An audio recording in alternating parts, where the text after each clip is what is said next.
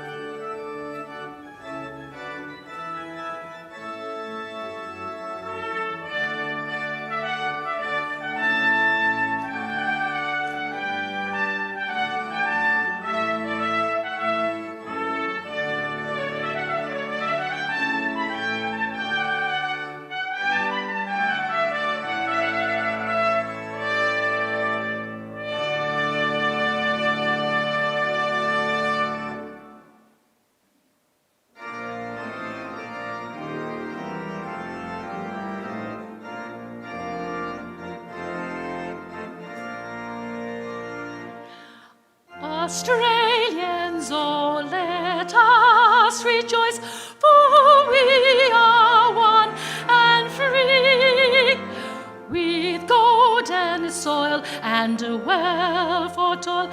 Our home is girt by sea. Our land abounds in nature's gifts of beauty, rich and rare. In history's page, let every stage advance Australia fair. In joyful strains, then let us sing, advance Australia fair.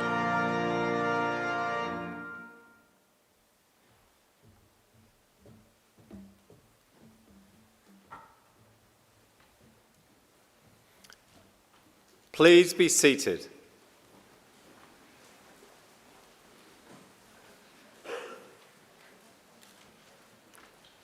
Distinguished guests, I would like to invite Uncle Chris Tobin, representative of the Darug people, to offer the traditional acknowledgement of country.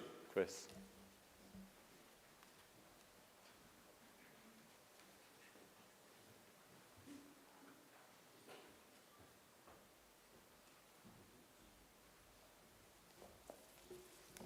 Thank you. Buji Mulinu, everyone. Good morning. And Nalawa, welcome. I belong to one of the local Aboriginal families of the Darug people, the traditional custodians over this part of the country. I wish to firstly pay my respects to the country and its people by acknowledging that we do indeed meet in Wallamata, the place of the snapper fish and ancestral homelands of the Wallamedical clan.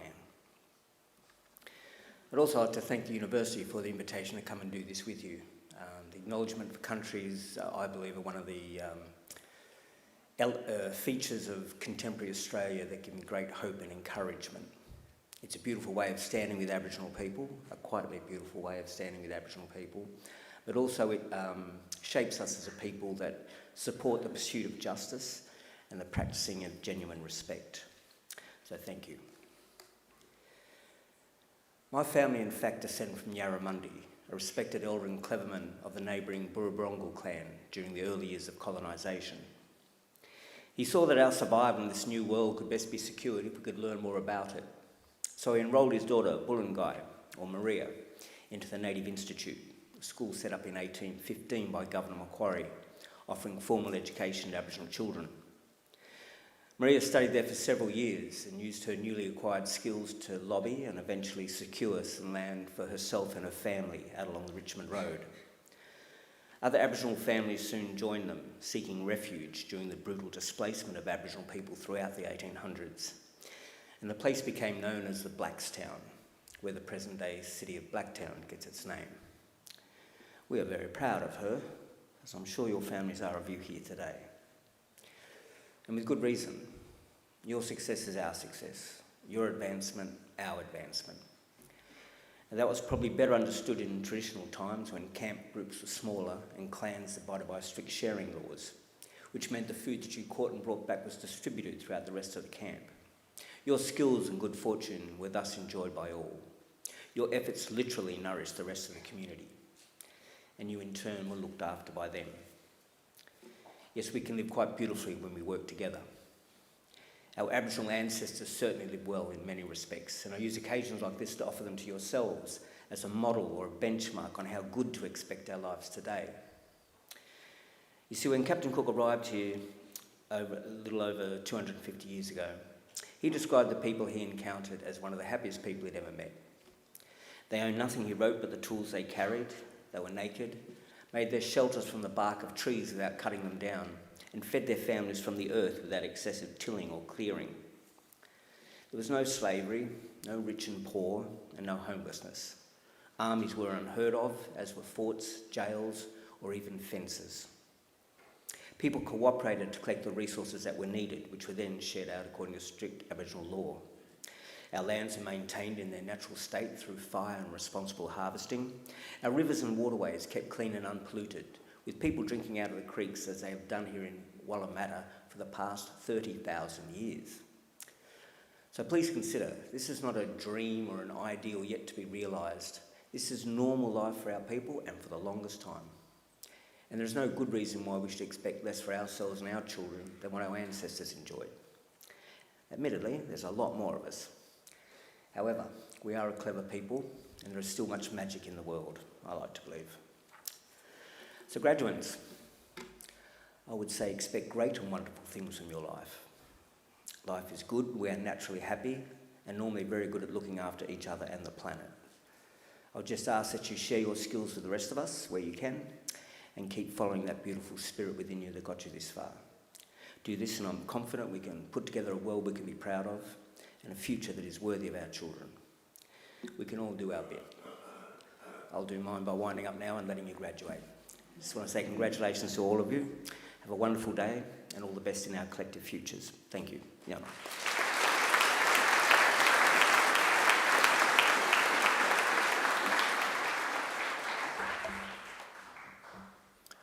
I'm now pleased to introduce Vice-Chancellor and President of Macquarie University, Professor S. Bruce Doughton.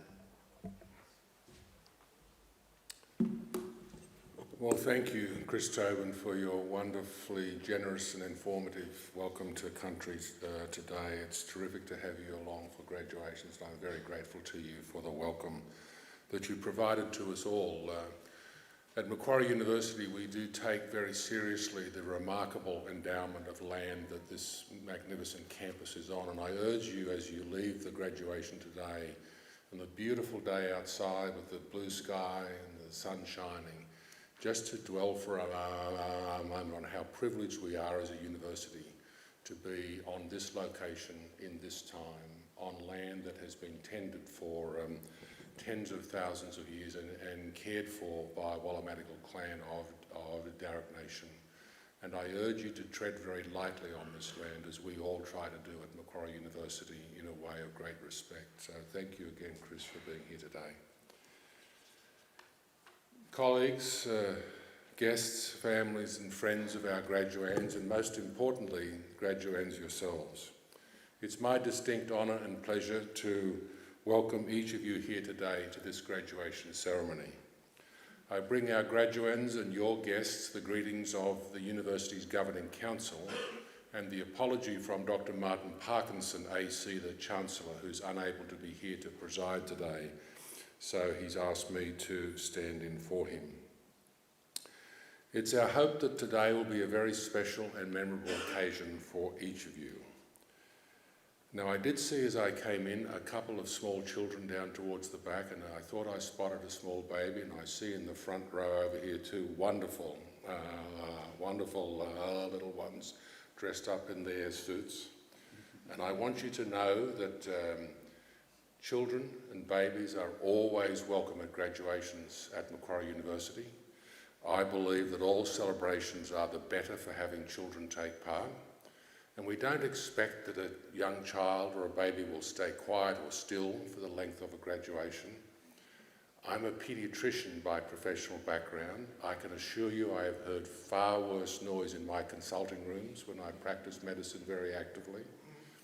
If the Chancellor were here, he is the former Secretary of the Department and Prime Minister and Cabinet in Canberra, and he has told me that he has heard far worse rancour in the Cabinet room than any number of small children could possibly cause during a graduation. So kids, have some fun, wander around, run around, make a bit of noise. It's not going to trouble anyone at all, least of all me. So have fun. Now, today is a milestone day for each of you, our graduands, and we celebrate the wonderful achievements of all of those of you about to graduate. Completing a degree is never easy, requires an intelligent and inquiring mind, determination, perseverance, and you've all made many sacrifices along the way to reach this goal. You've worked very hard to get to this point, and you should feel very proud of your accomplishment. We as a university are also very proud of what you have all achieved, and it will be my great pleasure to greet each of you as you come across the stage and congratulate you personally. Now, I also want to welcome and acknowledge that we have your guests here today, the families, supporter and friends of our graduands. And the fact that you are here today as invited guests is proof positive that you have made an incredible contribution to their life's journey and their accomplishment today as well. So to our invited guests, congratulations to you, and thank you again for joining us on this wonderful day of celebration. Graduands, you may not realise it, but you are about to embark upon one of the oldest of Europe's social rituals. If you were to pick a date of, say, 1500 AD and look back and see what organisations existed back then that still exist today, there are only about 60 in the Western world. If you leave aside the Roman Catholic Church, the parliaments of England, Iceland and the Isle of Man, and 6 Swiss cantons or local government areas, all the rest are universities. In fact, graduation ceremonies are even older than that, for little more than 800 years. Graduation ceremonies have been conducted just like this one. Graduates have been donning gowns just like the ones you are wearing today, and the ceremony has remained largely unchanged. A defining feature of the life of every university and its graduates. Now, we all realise, of course, that Macquarie University is not one of those ancient universities. In fact, we are celebrating our 60th birthday this year. And though we are among the youngest universities in the world, we are very proud to take part in this time-honoured tradition. I think that youth does have its advantages on many fronts. Macquarie is a very modern and outward-looking university. We enjoy an enviable reputation for our world-leading research excellence, our engagement and our impact. We're continually progressing in many ways, extending our partnerships, our course offerings, modernising our facilities. We have a proud tradition of innovation and discovery, and our pioneering approach is built on the notion of a collaborative and connected learning community. It's a very exciting time for Macquarie University amidst a lot of change in the higher education landscape, but it is an exciting time as the vision for preparing new graduates continues onwards, despite some of the imposts of our government of the day, which you are doubtless reading about in the news media.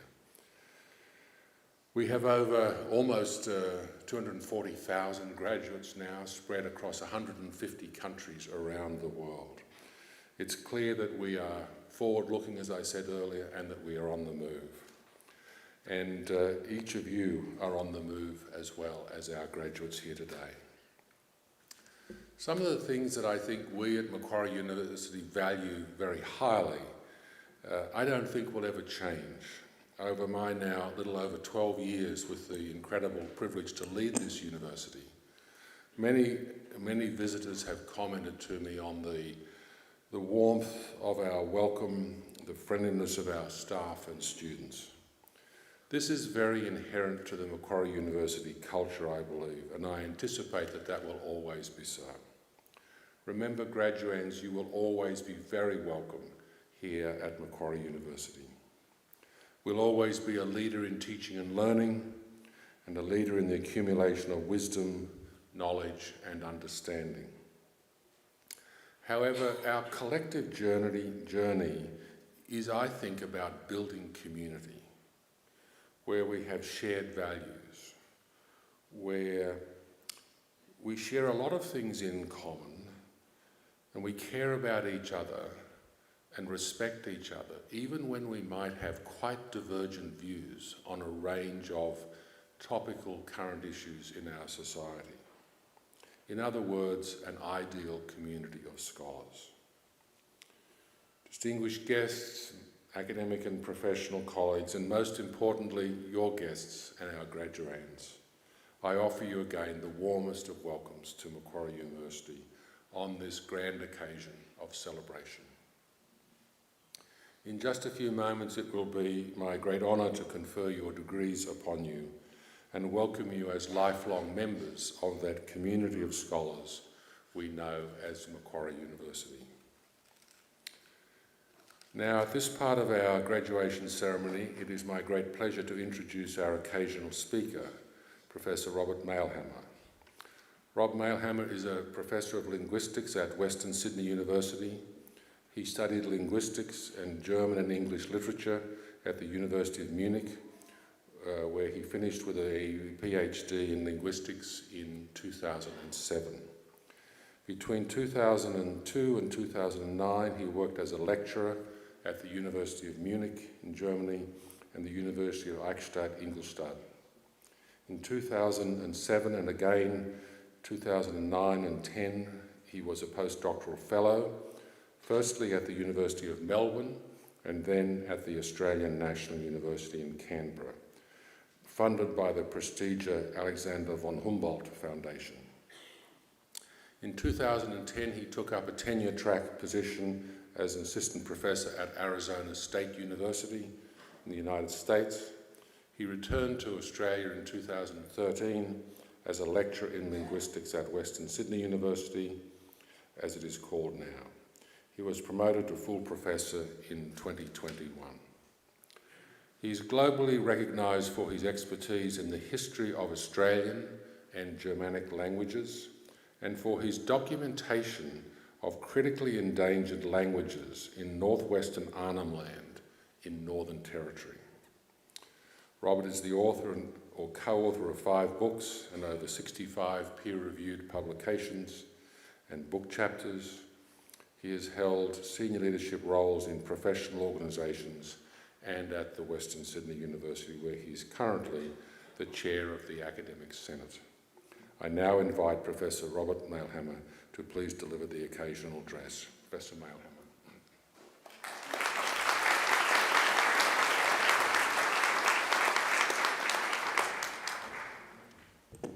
Thank you, Vice-Chancellor. Vice-Chancellor, distinguished guests, faculty, proud family members, and most importantly, graduates. Today, we gather to celebrate a significant milestone in the lives of our graduates. This ceremony marks the culmination of years of hard work, dedication, perseverance, but it's a day of joy and pride and reflection for us all. Graduates, as you stand on the threshold of a new chapter, take a moment to look back at your journey that brought you here. Remember the late nights, the challenging assignments, the moments of doubt, and the triumphs that follow. Each experience has shaped you into the resilient, knowledgeable, and capable individuals that you are today. Your time at this university has not only equipped you with academic knowledge, but also with the skills to navigate the complexities of the world. You've learned to think critically, to question, to innovate, and to collaborate. These are the tools that will serve you in whatever path you choose to follow. You might wonder what that path might be and where to go next. Perhaps some reflections of my journey will be of use here. When I finished my Masters of Teaching secondary degree in English and German at the University of Munich, I was set out to become a high school teacher in Germany with 2 years of pretty grueling teacher training in front of me. However, I had this feeling that I wasn't going to be able to do this forever, being a high school teacher. I also had a wife who was Australian who wanted to go home at some stage. And one of my professors asked me whether I wanted to do a PhD in German linguistics. And initially, when you're young and brave, you think you can do both, teacher training and a PhD in linguistics, but very quickly my mentors discouraged me from doing that. And one of them said, well, if you're going to Australia anyway at some point, you'll have to do your teacher training all over again, but a PhD will be recognized everywhere in the world. So then I started doing a PhD.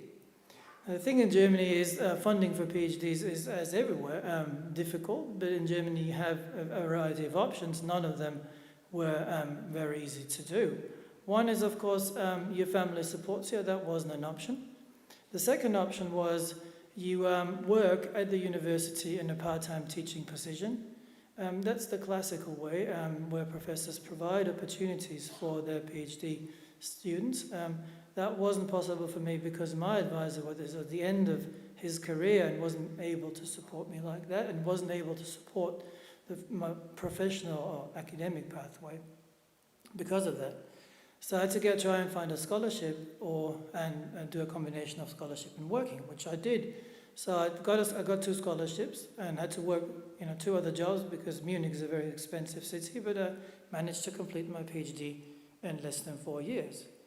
And after that, as the Vice-Chancellor kindly mentioned in his introduction, I had a few roller coaster-like journey until I managed to get my first continuing appointment, which was at the Arizona State University. And then moving back to Australia in 2012-2013 to take up a job at Western Sydney University. Now, it looks like a fairly seamless and interesting trip, 3 intercontinental moves for 3 years in a row, every year on a different continent. Sounds exciting. Sometimes it was a little scary, as you might imagine. Some factors supported the success I've had over the time of my career. First, I benefited from an economic and political system that understood that education, including higher education, is a vital piece of infrastructure. Wasn't linked to the finance system by students, by student contribution. The system supported research sufficiently, and it wasn't like you were living in a pressure cooker all the time. You had time to critically think, to learn how to think, and in my case, studying the humanities, it gave you lots and lots of time to do deep thinking and deep learning. It also exposed you to the diversity, the full diversity of whatever the university had to offer.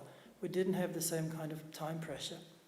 So that meant you had you got early on to get a rich idea of the diversity of human life, culture, and cognition. And that served me well later on. The other thing that was interesting, of course, that higher education in Germany still is free. Okay, so you ended up, after 10 years, with not a massive debt. You could go straight out to work, and while you still had to work and provide for yourself while you were studying, you still didn't have a debt of $40,000 or $50,000. The other thing, though, that apart from these settings and other settings that were pure coincidental, such as having a supportive family and other things that are beyond your control, there are some things that I believe are in our control and that contributed to the success that I've had. One thing is that I like to foreground the opportunity of things rather than the problems. Okay? So I started out doing a PhD in historical German linguistics. Okay? So my PhD was about the origin of the Germanic language, or Germanic languages. And from there on, I was trying to find a job. Now, the topic that I was investigating was controversial. It was linked to a very controversial theory about the origin of Germanic, which basically said that 2,500 years ago, there was a colony of the Carthaginian Empire. You know, the empire that the Romans fought so viciously somewhere in southern Sweden or in Denmark. And if you think about it, 2,500 years ago, Roman Empire, Greek Empire, we don't know anything about a colony in northern Europe. It was very controversial. So it was very hard to find a job, and I'll tell you a little bit about this in a second. But from there, when my wife finally said, I want to go home, I want to go to Australia, and I was like, how do I get to Australia? Who's doing historical Germanic linguistics in Australia? And it turned out that no one was doing that kind of work. I managed to get a postdoctoral fellowship working on an Australian Indigenous language, which was a massive change because I'd never done any work like that, never worked with any of those languages, never done any field work, never worked with actual people, because the language that I was working on had ceased to be spoken about 2,000 years ago, and there was no actual records of the language. So it's all in my head. So then my new colleagues in Australia said, we feel sorry for you. You don't have any speakers of this language. The language is extinct. And I'm like, that's fine. I've got recordings of the language. I'm used to a language that isn't even recorded in the first place. So I felt fortunate in the historical training that I had enabled me to reconstruct the language as it was spoken when speakers were alive. And on top of that, it was interesting that when I put together a text collection of the language, publishing some text with recordings, it turned out that we actually did have some speakers, and I was able to do some field work on those languages. Now, I'd never done any field work before, never been to the Northern Territory before, and worked with Indigenous communities. But it was incredibly rich, because one thing that linguistics does is it opens your mind up to different ways of thinking, because thinking and communication are linked, not in a deterministic way, but, you know, as the Czech proverb says, for every language you speak, you're a new person. And that is certainly true for many of us who are bilingual. You realize that you have to think differently when you speak different languages. And that's an incredible rich diversity of 6,000 languages out there. And you can look at these languages and get an idea of human cognition in 6,000 different ways. And you don't have to open up people's heads or use complicated machinery to do that. All you have to do is investigate how people speak. I find this very fascinating, and that helped me to take up these opportunities that range from health communication, health literacy, which is what we're doing now in Northern Australia in these small communities, to reconstructing the common ancestor of all Australian languages, which is my most recent book, which will have implications for how we think about the settlement of this continent and the spread of languages. So that incredibly rich diversity was something you have to get into. And that was something that I feel really passionate about, and that helped me taking all these opportunities, because you always got a richer picture of the truth, or what you may think of the truth. The second thing is, I never gave up on the dream of learning more about the richness of human language.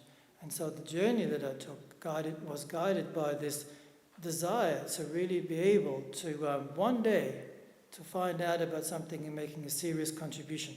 And I think that's something you want to cherish as an ambition, making a contribution, being able to find out about something or make some kind of important contribution, not just getting through.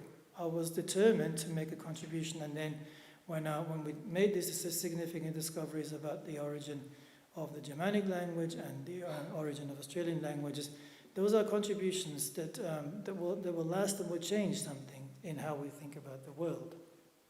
So I think those two things were important for me, taking up opportunities wherever I could and making sure that I was trying to make a contribution that had a lasting effect.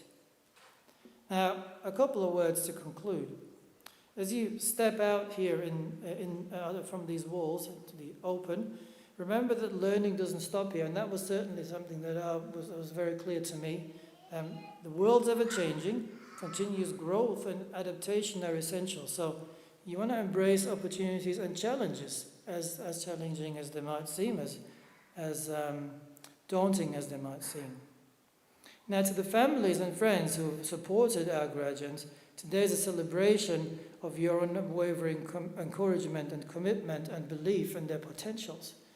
I had this to various degrees, and some of you will have had discussions with your parents or other people who said, "Oh, that's not something that's going to be valuable." My dad was a civil engineer, and he believed that he could have written the dissertation that I wrote very easily in a day or two. I never took him up on that and asked him to demonstrate that. But he always respected my decision and supported me whatever I did, even if it was crazy as studying linguistics. So your support have been the foundation upon which these achievements have been built. Now, of course, we can't forget the faculty and the staff of this university. I'd like to thank you on behalf of our graduates for your dedication and for nurturing these bright minds over all these years. Your commitment to education and mentorship has made a lasting impact on you. Graduates, as you embark on your next adventure, I'll ask you to carry with you the values and lessons that you've learned here. Strive for excellence, act with integrity, and contribute positively to society. Make an impact. Remember that the success is not only measured by personal achievements, but by the difference you make in the life of others and in the way we think about the world and the knowledge that we bring to this world.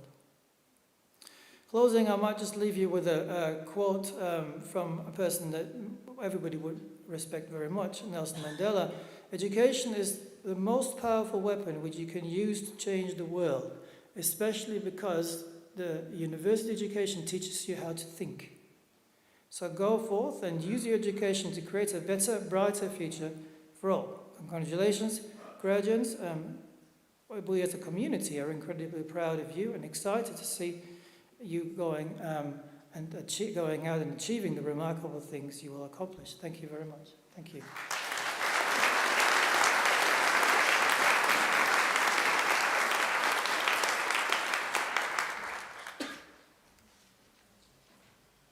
Well, there, graduates, you have a wonderful occasional address peppered with biography of a life's journey in the field that many of you have studied. And I think Professor Mailhammer has exposed you to some important lessons from his own career journey, living in different parts of the world, experiencing difference and diversity, in thinking about those important aspects of never giving up.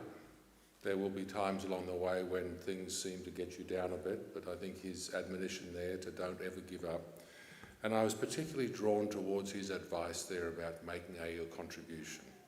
When you think about how the world can be changed just by this group of your graduating class, all committing to heeding his words and making our contribution, it's terrific advice. Thank you again. Let's join in another round of applause.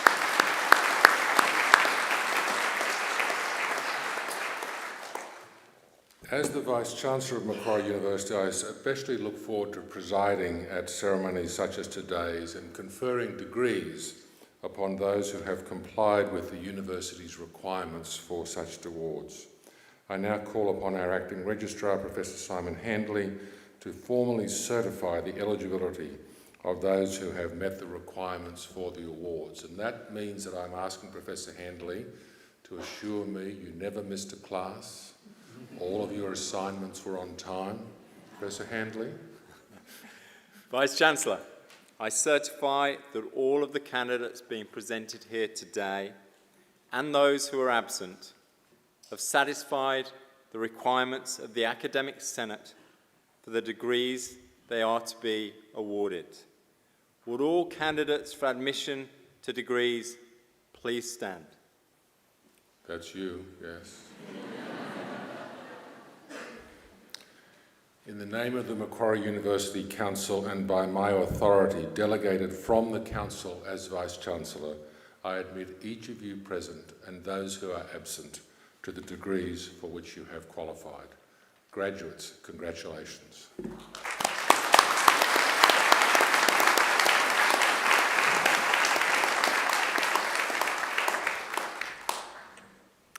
Graduates, please be seated.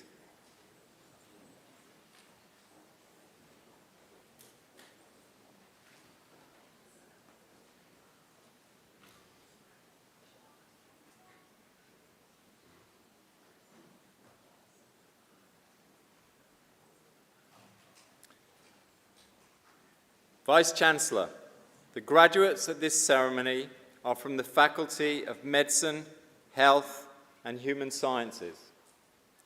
I now call upon Professor Clement Loy, Acting Executive Dean at the Faculty of Medicine, Health and Human Sciences, to present the graduates. Professor Loy.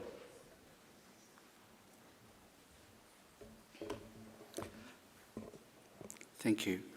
Vice-Chancellor and President, the graduates at this ceremony are from the Faculty of Medicine, Health and Human Sciences, which contains two schools, the Macquarie Medical School and the School of Psychological Sciences, and three departments, Health Sciences, Chiropractic and Linguistics, as well as a research institute, the Australian Institute of Health Innovation. The faculty is a core component of the Macquarie University Health Sciences Centre, which is a unique academic health enterprise in Australia, as Macquarie is the only university that integrates its learning and research with clinical practice here on campus at our own health service called MQ Health. MQ Health provides the opportunity for students enrolled at the university and faculty to learn or to undertake research in an environment where real clinical practice is occurring.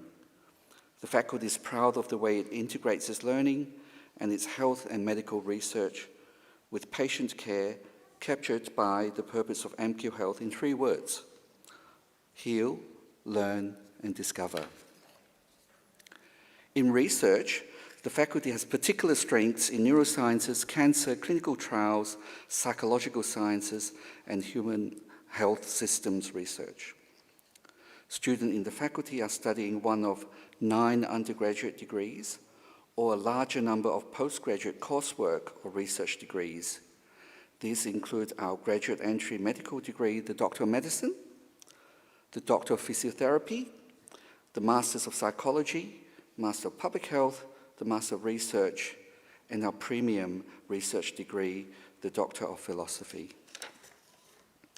Vice-Chancellor and President, I present to you the graduates from the Faculty of Medicine, Health and Human Sciences whom you have admitted to degrees or awarded diplomas. I present the graduate admitted to the degree of Bachelor of Psychology Honours with the degree of Bachelor of Human Sciences, Pooja Chivukula.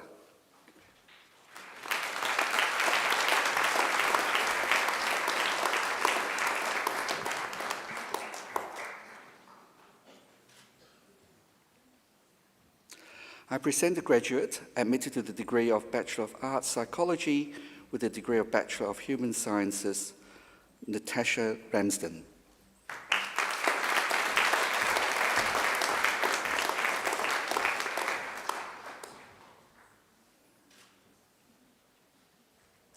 I present the graduate admitted to the degree of Bachelor of Arts and Bachelor of Psychology, Kathleen Gore.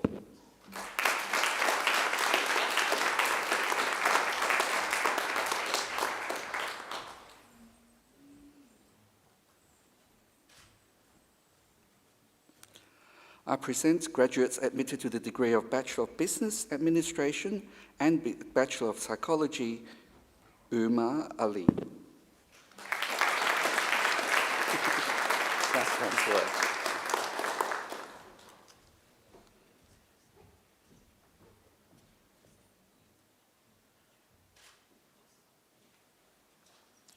Winnie Liang.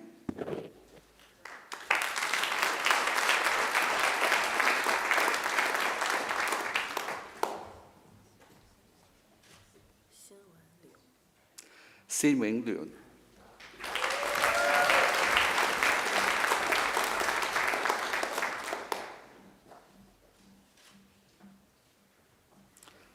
Lucas Simpson.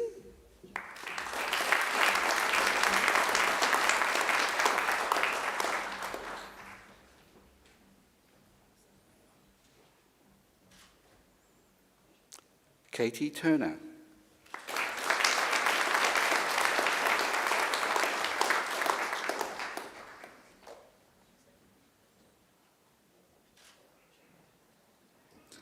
I present graduates admitted to the degree of Bachelor of Business Administration with the degree of Bachelor of Arts Psychology. Alexander Beck.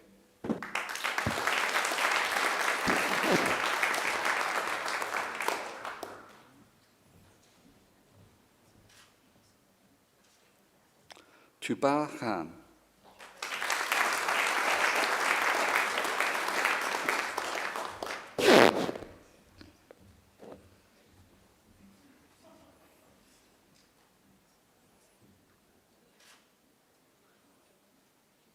Alexander Sung.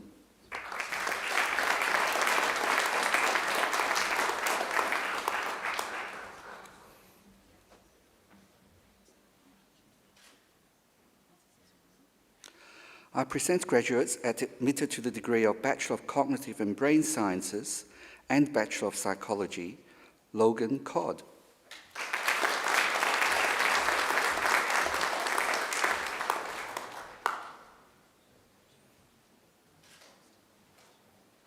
Salman Khan.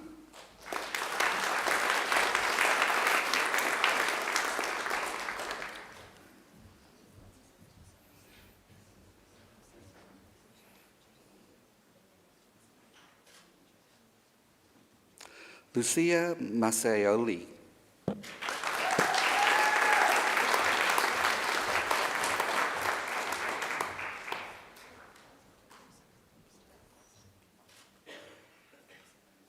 Taylor Parsons.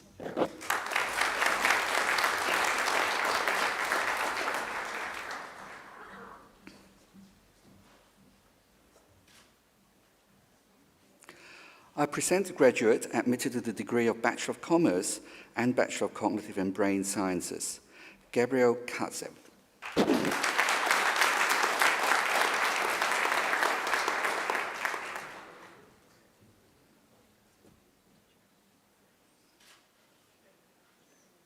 I present a graduate admitted to the degree of Bachelor of Commerce and Bachelor of Human Sciences, Lily Haron.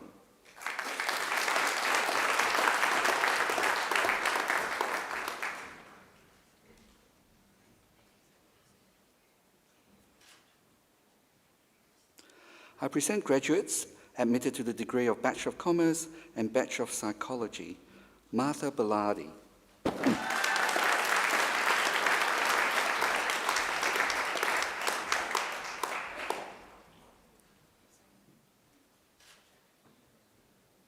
Aruchi Bhagat.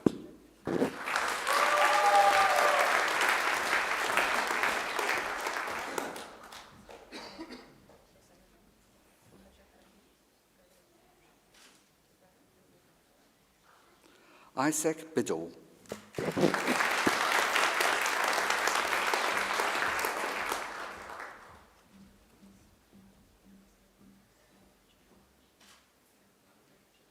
Henry Bill Snowd.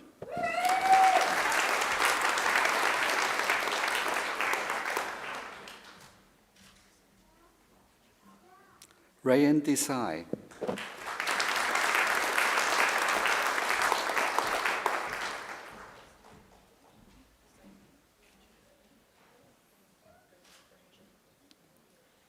Dylan Marinescu.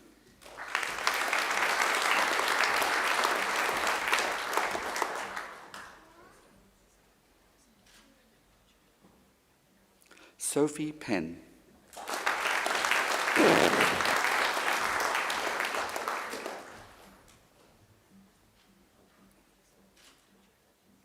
Callum Reid.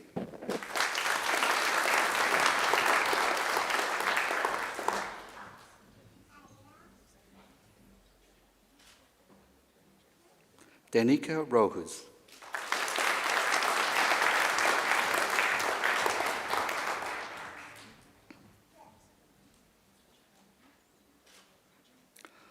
Lauren Stanaway.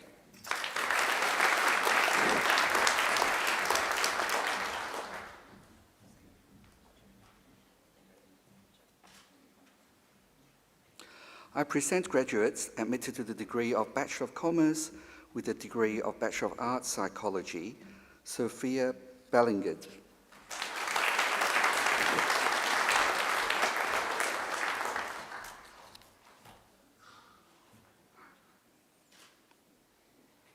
Riley Patterson.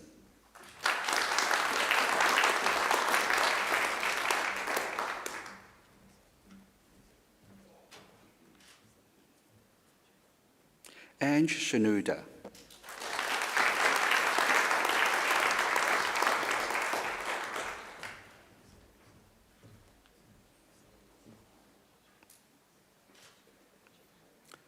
Sari Smith.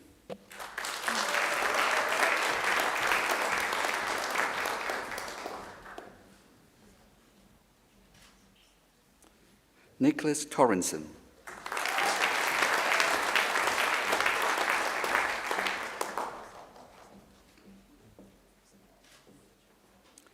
I present graduates admitted to the degree of Bachelor of Human Sciences and Bachelor of Psychology. Alison Coopers.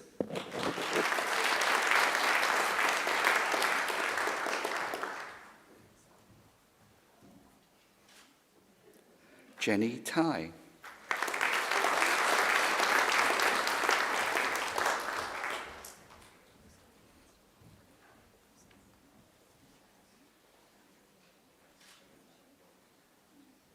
Isabella Williams.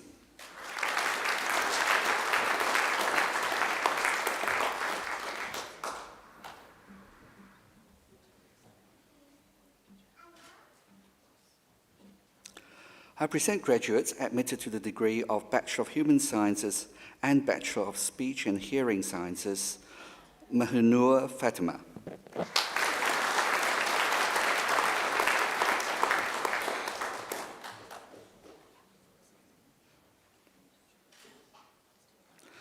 Cassandra Timmins.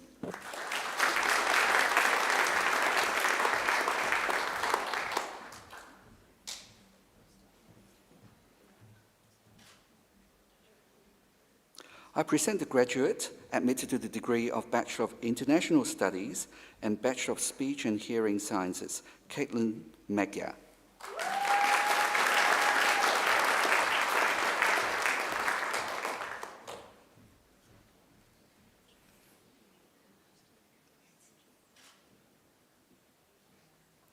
I present the graduate admitted to the degree of Bachelor of Medical Sciences and Bachelor of Cognitive and Brain Sciences, Shreya Singh.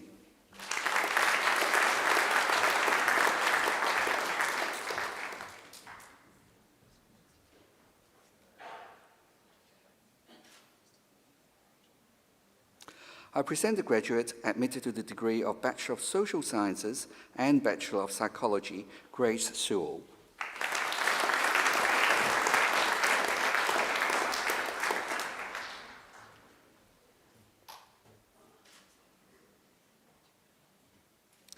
I present graduates admitted to the degree of Bachelor of Speech and Hearing Sciences and Bachelor of Psychology, Sasha Benchel.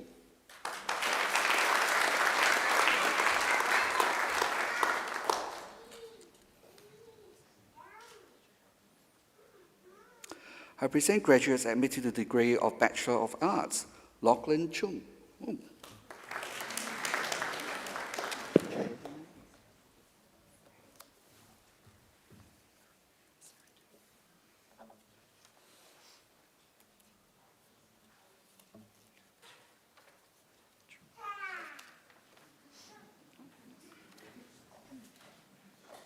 Sorry, technical difficulties.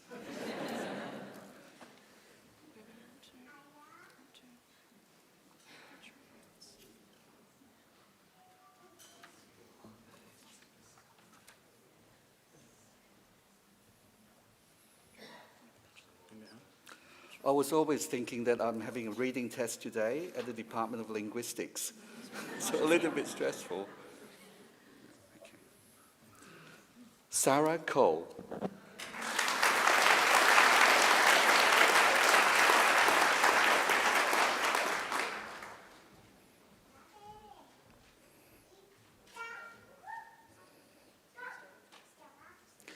I present graduates admitted to the degree of Bachelor of Arts. Lachlan Chung.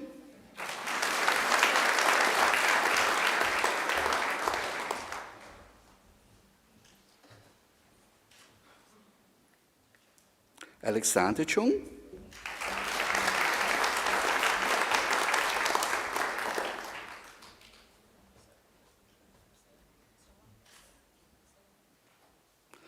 Maria de los Reyes.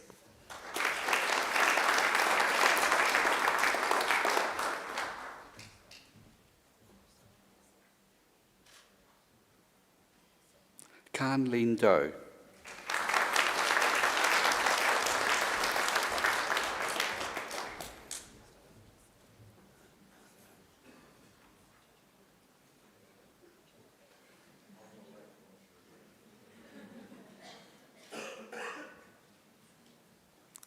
Joanne Sun.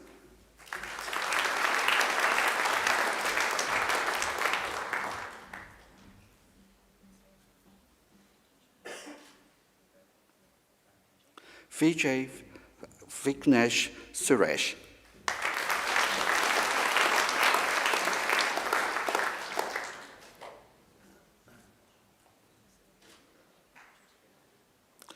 I present graduates admitted to the degree of Bachelor of Cognitive and Brain Sciences. Jennifer Bedwin.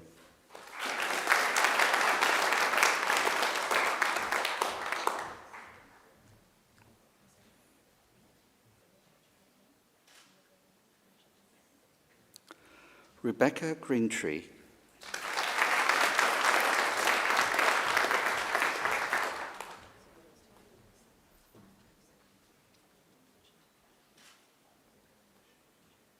Nima Yusufi.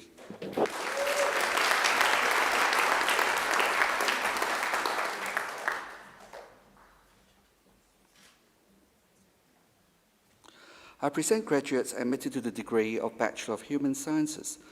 Charlotte Festa.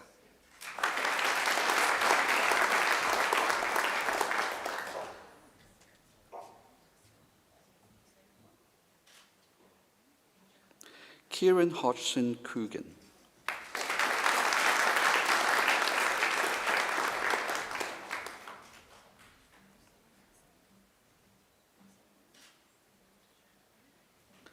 I present the graduate admitted to the degree of Bachelor of Philosophy, Fabia Andronos.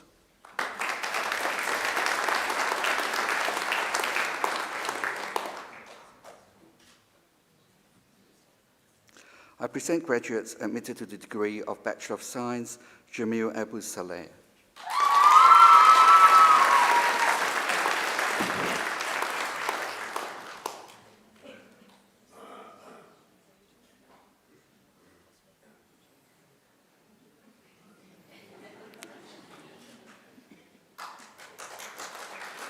Eileen Acton.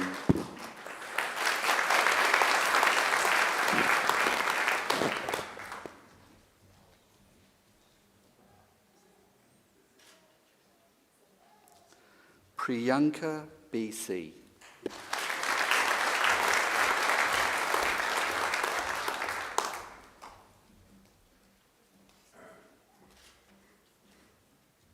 Georgia Code.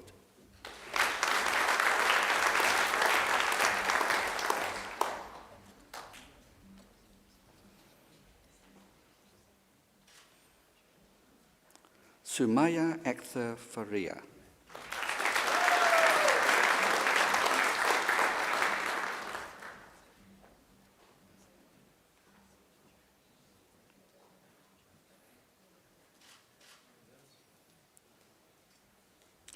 I present graduates admitted to the degree of Bachelor of Science, Psychology, Amy Stratton.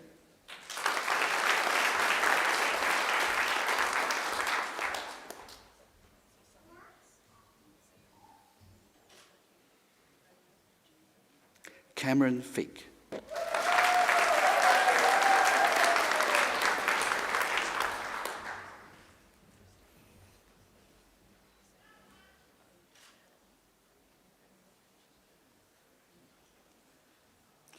I present graduates admitted to the degree of Bachelor of Speech and Hearing Sciences, Georgia Apps.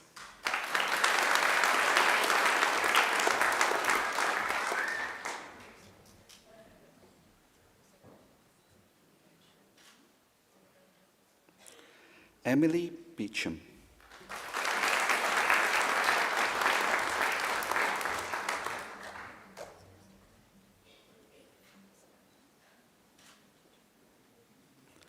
Christine Bernard.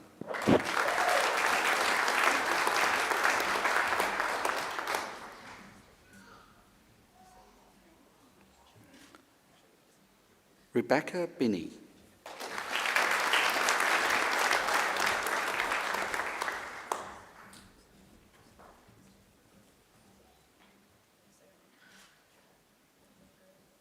Abby French.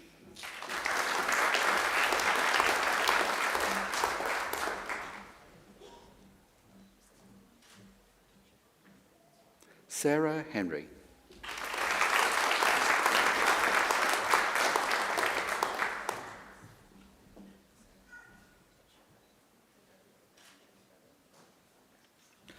Recipient of the Macquarie University Award for Academic Excellence, Casey Horton.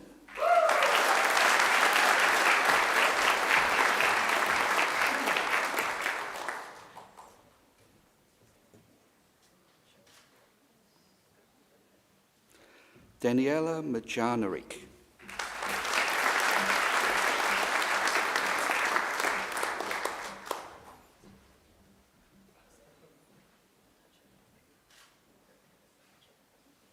Jamie Mox.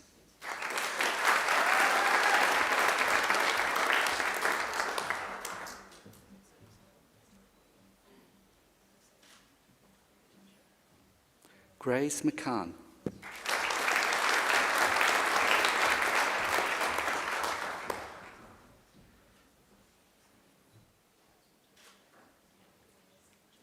Emily Moon.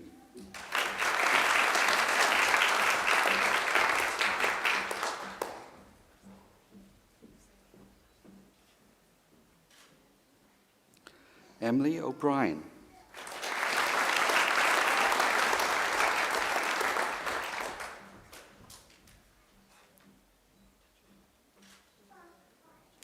Mia Sorato Poulos.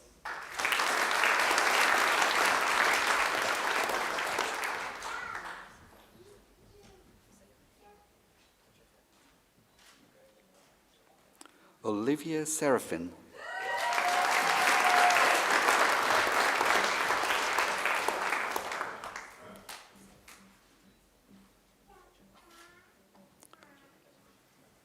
Jennifer Sassin.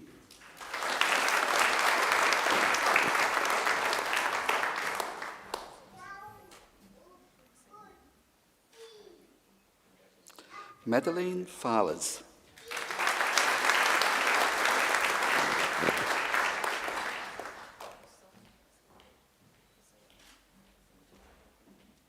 I present a graduate admitted to the degree of Bachelor of Speech, Hearing and Language Sciences, Nicholas Lin.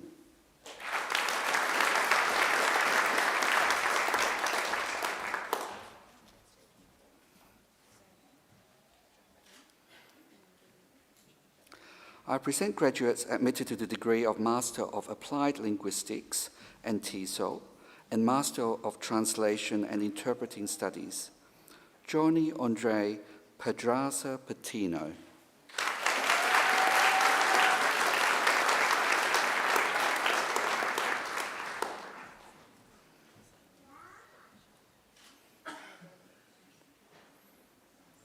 Diana Michela Rodriguez.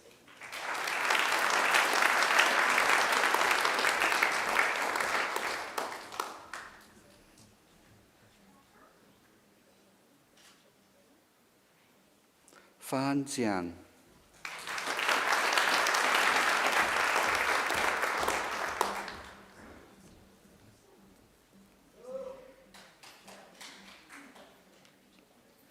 I present the graduate admitted to the degree of Master of International Relations and Master of Translation and Interpreting Studies, Z.K. Queenie Jiang.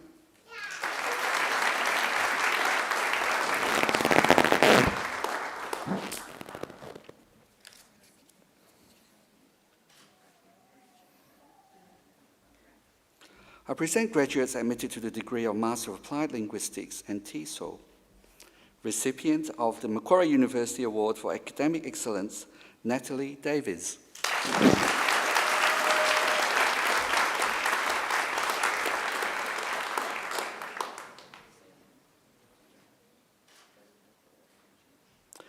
Ramadan Eltawila.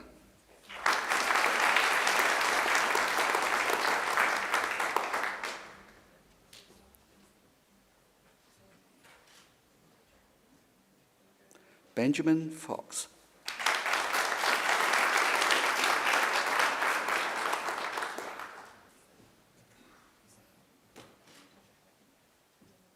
Checkman Law.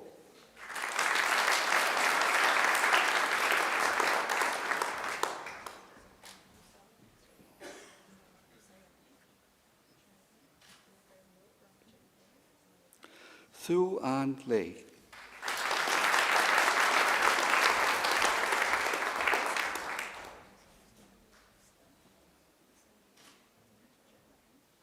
Tan Tam Pham.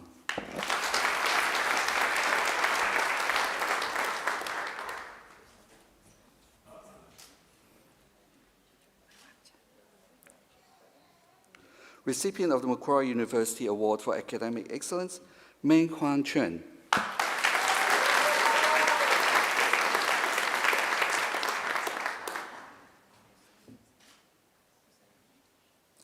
Recipient of the Macquarie University Award for Academic Excellence, Shogo Yamamoto.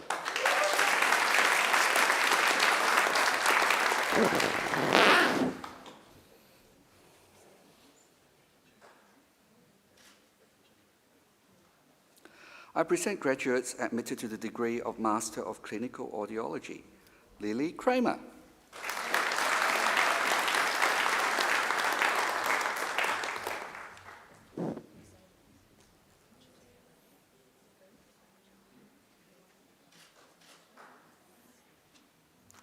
Louisa Donnelly.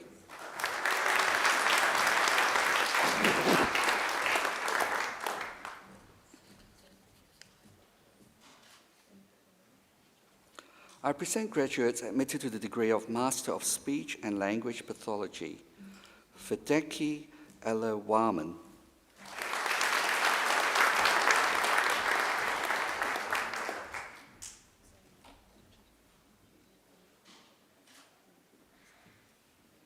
Kiara Wijusinga.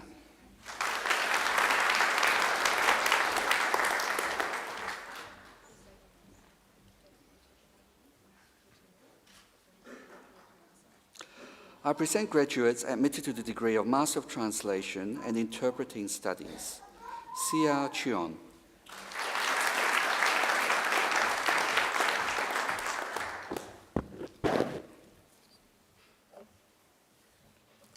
Sia Kim.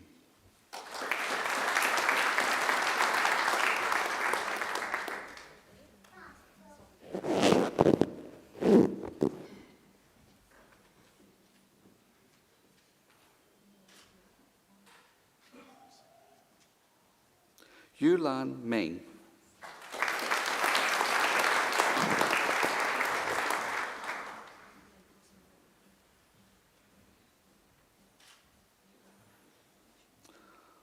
Lucian Matumba.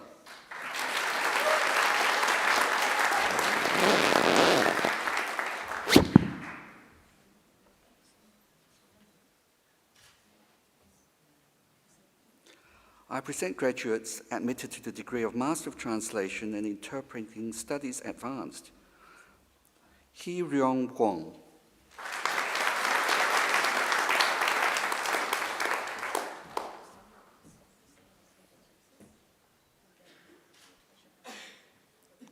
Lena Tu.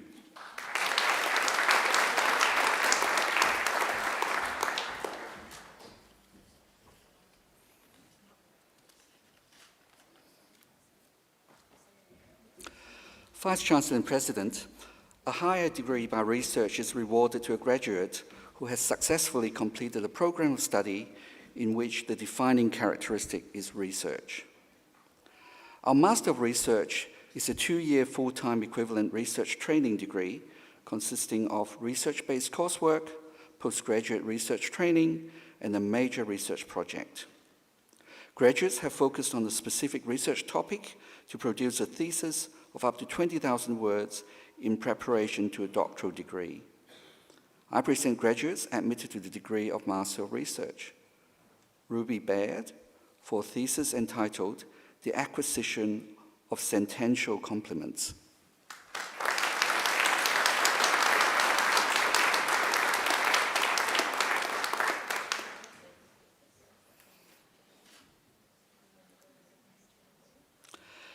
Beck Cramp for a thesis entitled Bismillah ar-Rahman ar-Rahim, What Did the Sheikh Say?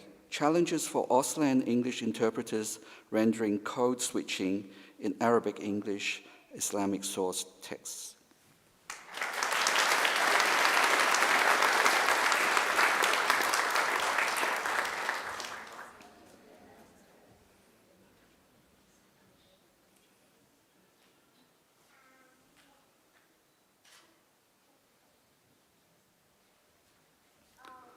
Fonsacon Lopressert for a thesis entitled Deconvolution-Based Rapid Auditory Reflex Estimation.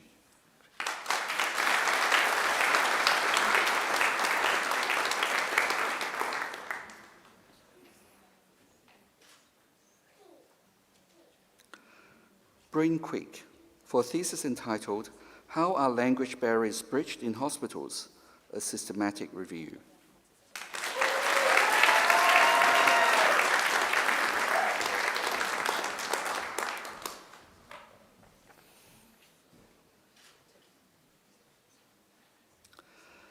The Doctor of Philosophy is awarded to graduates who have demonstrated the capacity to conduct research independently by forming a distinct contribution to the knowledge of the subject and to afford evidence of coherence and originality, shown either by the discovery of new facts or by the exercise of independent critical power.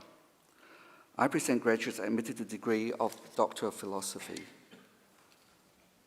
Dr. Mosenbar Faderhia for a thesis entitled Seizure Prediction from Electroencephalographic Signals in the Temple University Hospital Seizure Corpus Dataset using machine learning.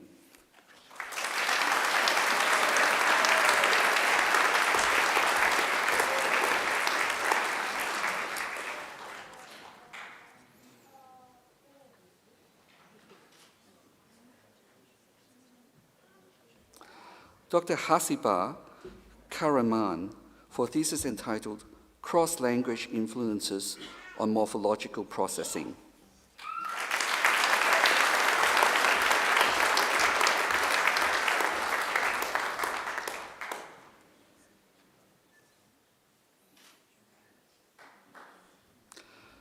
Dr. Leela Angawina Kusuma awarded the Vice-Chancellor's Commendation for a thesis entitled A Study of English Teacher Cognition under Islamic Higher Education in Indonesia.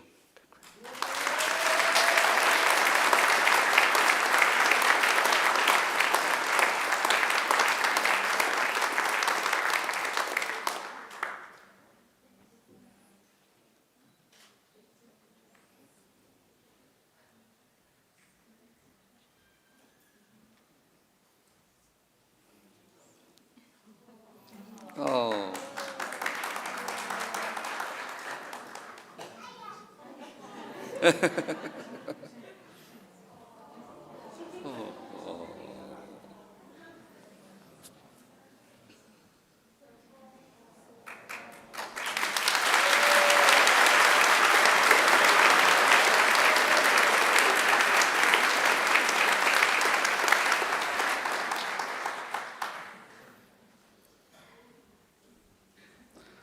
Dr. Bao Jem Nguyen for a thesis entitled Writing Strategies and Learner Autonomy for English Major Students in a Vietnamese University.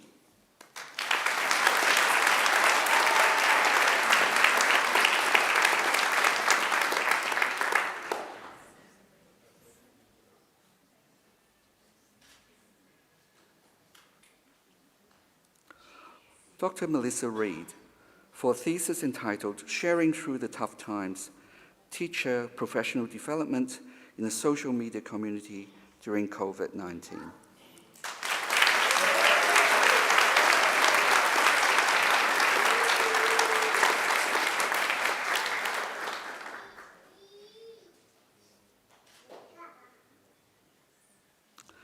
Dr. Margaret Ryan for a thesis entitled Agents, Events, Causes, and States.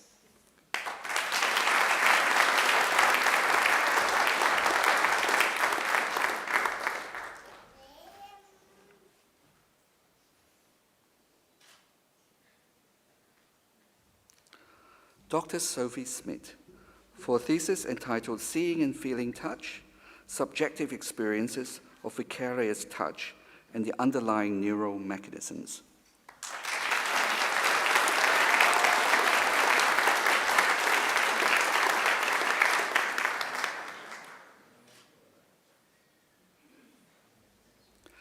Vice-Chancellor and President, that completes this morning's presentation of the graduates from the Faculty of Medicine, Health and Human Sciences.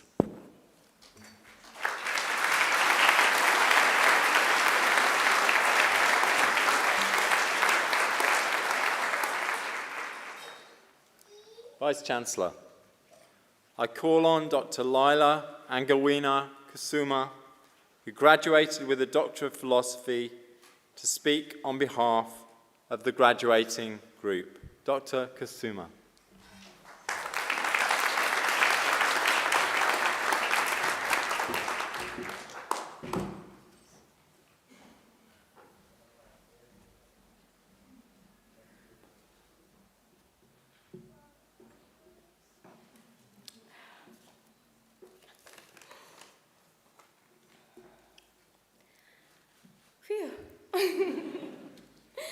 The Honorable Vice-Chancellor, fellow graduates, respected guests, family and friends.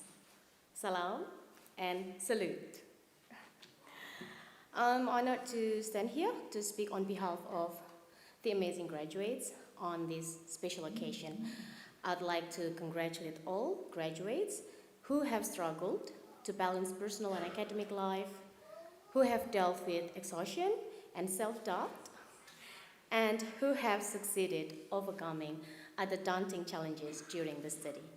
Thank you. I always think my PhD journey as a serendipity. The serendipity of meeting my supervisor, the associate professor, Philip Chappell, the serendipity of stumbling upon physical and mental health concern, the serendipity of exploring the labyrinth of academic research with many twists and turns. That all of them led to the unexpected, yet a fortunate and grateful moment to get deeper to intellectual expertise and knowledge, to get greater advancement in professional growth, and to get closer to the heart of wisdom. Pursuing my degree was not straightforward. Perhaps I like some of you. I was so motivated at the beginning. Even I had a glimpse of an arrogance. It's me, PhD candidate, you know? But suddenly, self-doubt. Because I felt the more I learn, the more I realize I'm nothing. I came to realize how immense the world of knowledge truly is. Then I was in a moment when I came close to conceding my study. However, those insecurities gradually disappeared because of two things. The first, I received academic and psychological support from my supervisor. Thank you once again.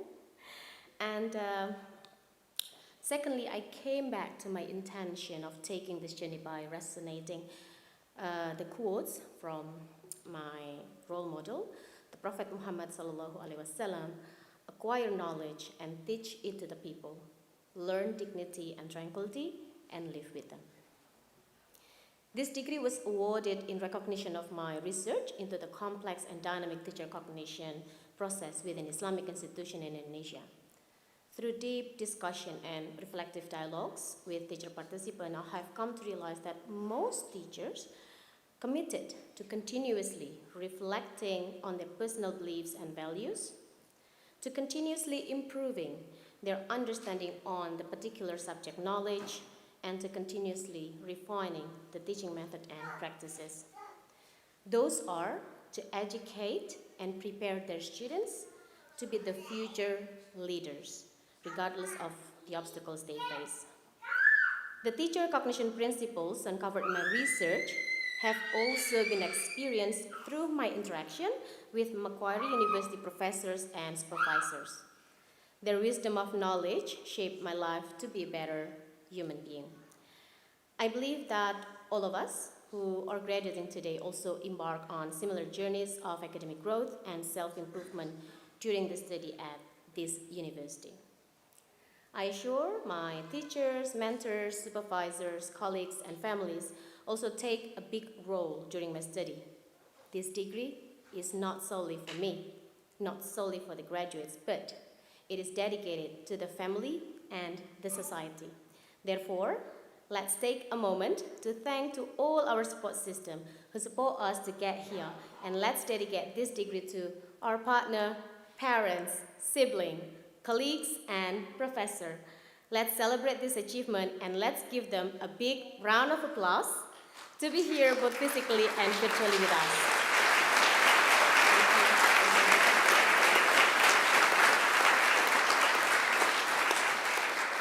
Lastly, I would like to remind you, all the graduates, acquire knowledge and teach it to the people, learn dignity and tranquility, live with knowledge, solve human problems, and develop better and peaceful society all over the world. Let's live in peace. Salam and thank you.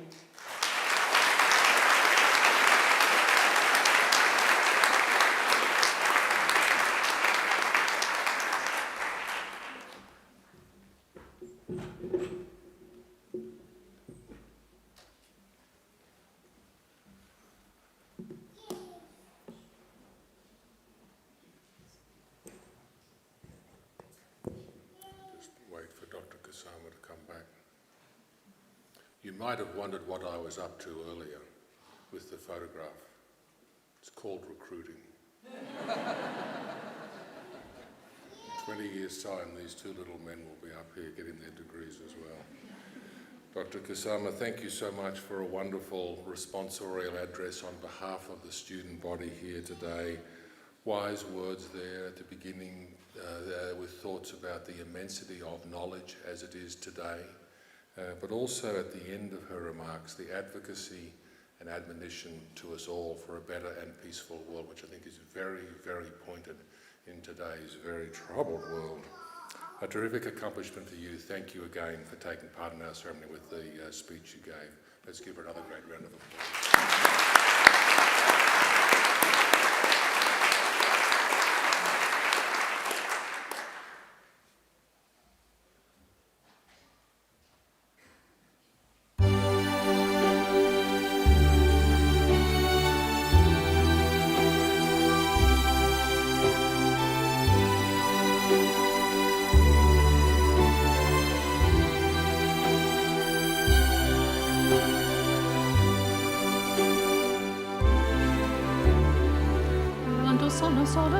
Orizzonte, manca le parole. Sì, lo so che non c'è luce in una stanza quando manca il sole.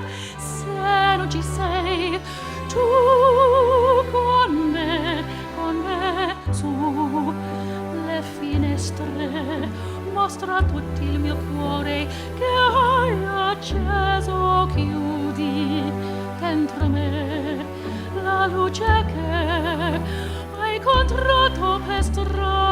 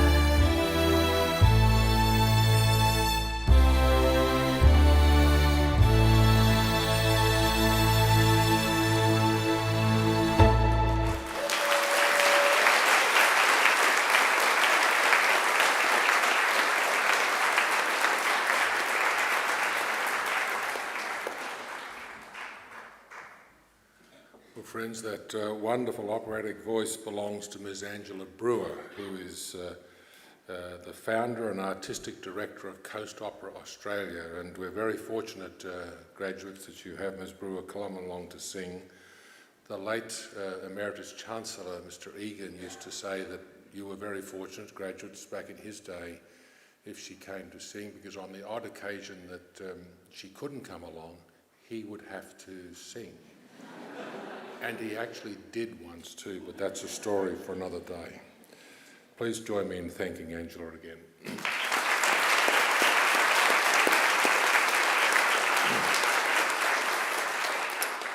We also have our musicians whom I'd like to thank. University organist, Ms. Heather Mowen Boyd. Thank you.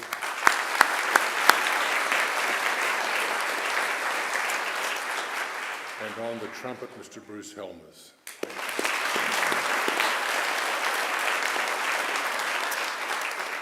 I'd also like to take this opportunity to acknowledge and thank the representatives of the alumni community who very generously give their time to come along to all of our graduations to help make sure that the day runs smoothly for you graduates. Please thank our alumni.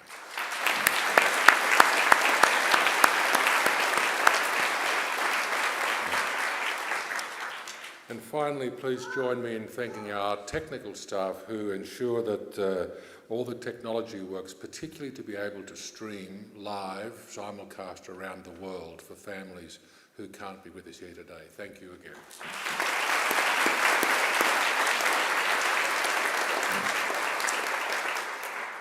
Graduates, this ceremony marks a change in your relationship with Macquarie University, but it is certainly not the end of your association with us. From today on, as I mentioned earlier, you are part of the bigger Macquarie family. Our alumni network spread around the world in now over 150 countries welcomes you to the EU fold. This is the beginning of the next step of your lives. We will look forward perhaps to seeing you back on campus, maybe to attend alumni events, maybe for some further study, maybe for the graduation of your children down the line, perhaps. Or perhaps just to spend time on this beautiful campus and reminisce about the terrific times that you've had as students here. Now, graduates, the award of a university degree carries many opportunities and privileges for sure, but like all privileges, I believe it also carries responsibilities. I urge you to commit yourselves to lifelong learning and inquiry. I urge you to set ambitious goals for yourselves. I urge you to continue the hard work that has already brought you so far.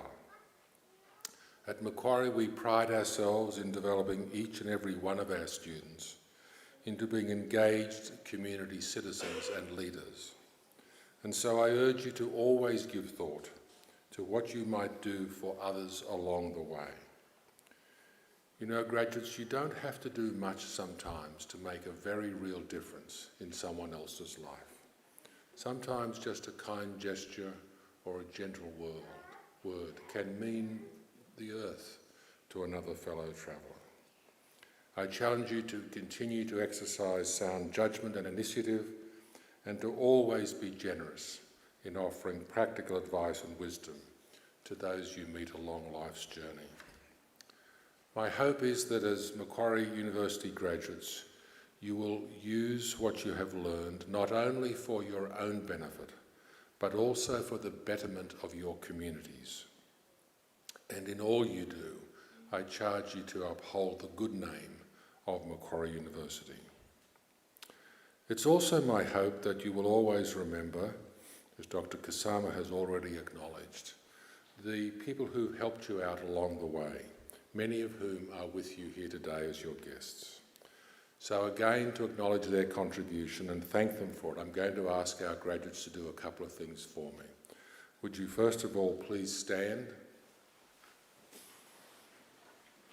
Now I want you to place your testimonies on the seats behind you and turn around and face your family and friends and give them a mighty round of applause again in thanks.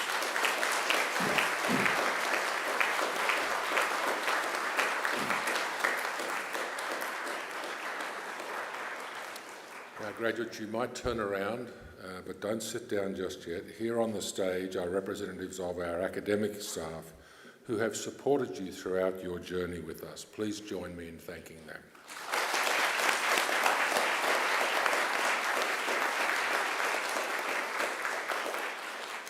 Now, please do turn around and pick up your testimony. I wouldn't like you to leave that on the seat behind you, since the official party will soon leave the Michael Egan Graduation Hall, followed by the graduates. As we do, the university organist will play the traditional recessional music of graduation, which has been played at ceremonies just like this one over the centuries. This music is set to an age-old verse of Latin lyrics, which begins as Gaudeamus igitur, dum sumus juvenes. In translation, this graduation exit song starts out, "Therefore let us rejoice, for we will always be young." Maybe.